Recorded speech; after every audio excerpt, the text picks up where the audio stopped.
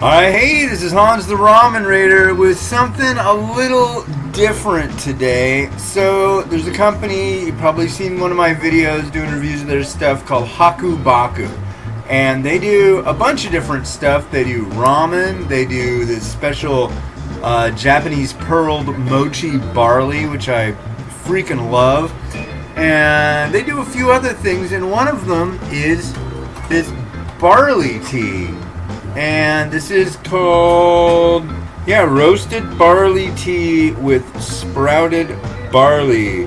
Hakubaku Bakuga Mugicha.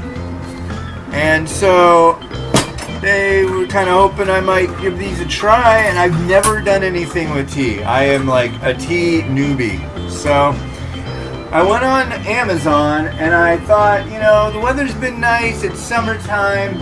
I would attempt to make some sun tea, and I got this big gallon jug thing made of glass, and so it says it's a gallon, so it's 64 ounces. It's not filled all the way.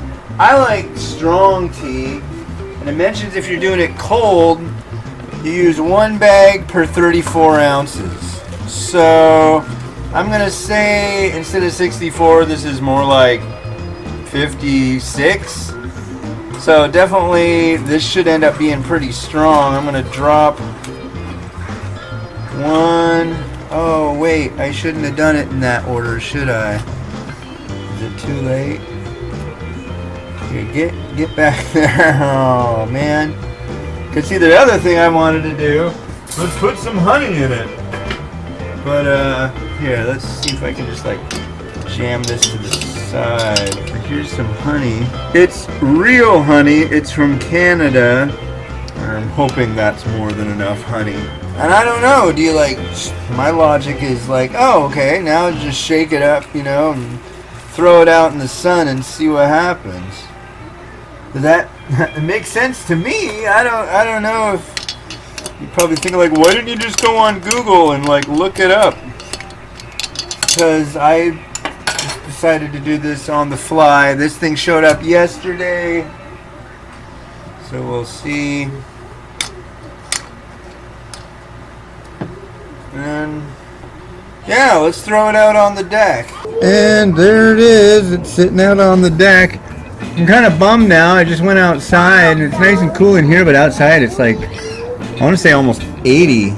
So I'm kind of wishing I was outside where it's hot.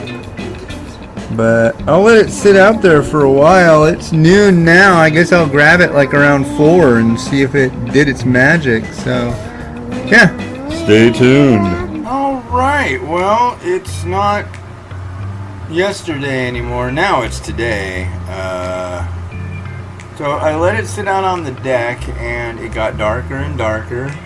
And here is what we got. This big tank of tea. And I put a ton of honey in it. I put too much honey in it, I think. But we'll see. Let's give it a try. There you are. Let's give it a taste. It's pretty good. It tastes like iced tea.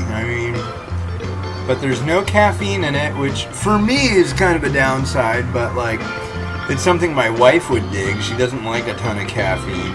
I'm stoked. That was the first time I've ever made sun tea, and it came out good. So I've got 2 more kinds that Hakubaku sent. I'm going to do I might try doing one with a lot of lemon and a little bit of mint. And maybe one that's a raspberry and lemon one. I don't know. It's kind of interesting. I'm messing with tea. Whoa. Anyways, I dig this stuff. And if you go on theramenraider.com, there's an ad for Hakubaku on there. Or you can go to I think it's Hakubaku. Here's the link. But you can get this stuff online. And you can also, I'll put a link to these tanks, these jugs. This was $15, and it should last forever. It's just a big glass, 1 gallon sized growler. So I'm guessing any kind of clear growler would work, but I think most growlers aren't clear, are they? So. Anyways, this has been Oz the Ramen Raider wishing you enjoyment of your noodles and your tea every day. Have a good one and bye.